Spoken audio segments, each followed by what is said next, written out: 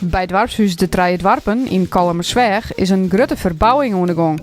Bij inzet van vrijwilligers knappen ze de boel verder op en dat doen ze net voor het eerst. 2 jaar kwam het eigenlijk zo, we kregen een nieuwe keuken. En daar kwam zo lekker warm in, niet en van buffetten en al. En toen wilden we heel graag een zaal aanpassen. Flentier hadden we de pleinzaal helemaal vernijd. En dat was zo'n groot succes. Ja, dat kon eigenlijk het oor in het achterbloeien. Want we wilden de wc's graag verhoren. De verwarming wilden we heel graag verhoren. Want je stookt een 4 cv-kettels. En we hadden nog maar 1 aan. En dat scheelt een heel prettig. En het is heel bijzonder. Wij verwarmen eigenlijk de hele tijd warm aan met infrarood paneel. En dan komt het warmte uit het plafond bij. En dat voldoet al heel best.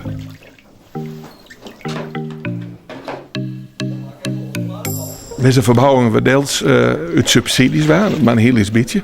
Het grootste deel is eigenlijk dat je een hele berg vrijwilligers draaien. Zowel in de bediening, maar ook met de verbouwingen.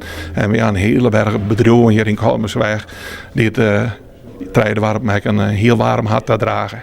Van oudsher zit je al heel lang, ja, ik zei iedere keer de Jozua-gemeente, de christengemeente van Kalmersweg. Die huurt een stuk permanent en die broekt snijns de grote zaal. En dan gaan we helemaal naar de achterkant, er zit een fysiotherapie. Fysiotherapie Kalmersweg, die zit hier al 4 jaar. Flentier is hier nog een stuk verhuurd en daar zit een kinderopvang hier van Kalmersweg. Dus wij halen een hele berg activiteiten hier, die al vaste huurders binnen. De bar had nog een beetje verloren worden en al.